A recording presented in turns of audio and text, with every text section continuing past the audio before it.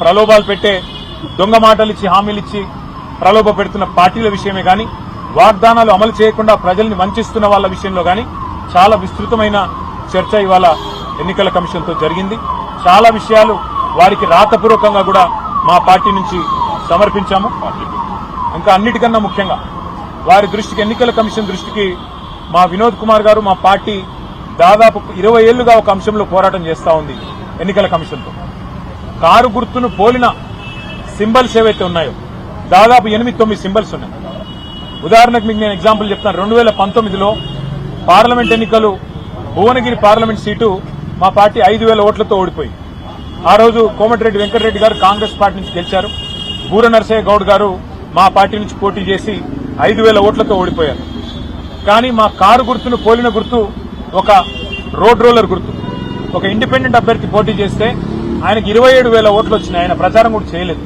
ఎందుకు చెప్తా ఉన్నా ఇదంతా అంటే ఇట్లా మా పార్టీకి ఒకసారి కాదు ఎన్నో సందర్భాల్లో నష్టం జరిగింది. మొన్న జరిగిన సాధారణ ఎన్నికల్లో కూడా మేము 14 సీట్లు 6,000 కంటే తక్కువ ఓట్లతో ఓడిపోయాం.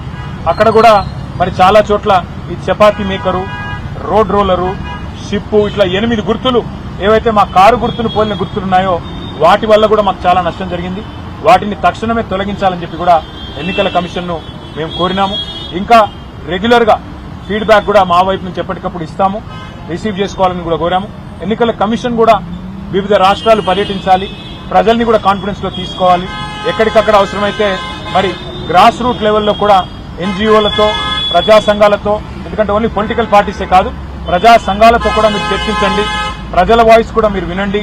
అవసరమైతే దక్షిణాదిలో, హైదరాబాద్ లో, మరో చోట, మరో ప్లేస్ లో పిలిచి అందరినీ కూడా మాట్లాడించి వాళ్ళ అభిప్రాయాలు కూడా తీసుకుని సంస్కరణలు తీసుకొని రావాలి అని చెప్పి మా పార్టీ తరఫున వివరంగా చెప్పడం జరిగింది.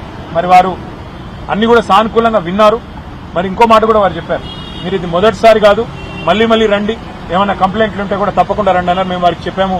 మా రాజ్యసభ సభ్యులు, మా ఫ్లోర్ లీడర్ సురేష్ రెడ్డి గారు, రవిచంద్ర గారు, మా వినోద్ గారు రెగ్యులర్ గా వస్తారు పార్టీ నుంచి.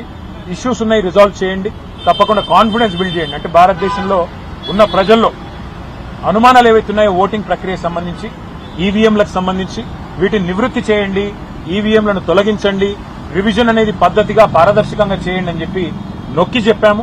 మరి బహుశా వారు తప్పకుండా కనీసం కొన్ని సూచనలైన పరిగణలో తీసుకుంటారు, న్యాయం చేస్తారు, ప్రజాస్వామ్యాన్ని కాపాడుతారు అనే విశ్వాసం మరి వ్యక్తం చేస్తా ఉన్నాం. Thank you. మళ్ళీ మాట్లాడుకుందాం. ఇవాళ జాతీయ స్థాయిలో ఎంత బ్రహ్మాండమైన బీహార్లో జరుగుతున్న ఎన్నికల సవరణ ప్రత్యేక జాబితా ఉంది. దేశవ్యాప్తంగా పెద్ద ఎత్తున అన్ని పార్టీలు ఆందోళన చేస్తుంది. సుప్రీంకోర్టులో కూడా కేసులు. ఈ విషయంలో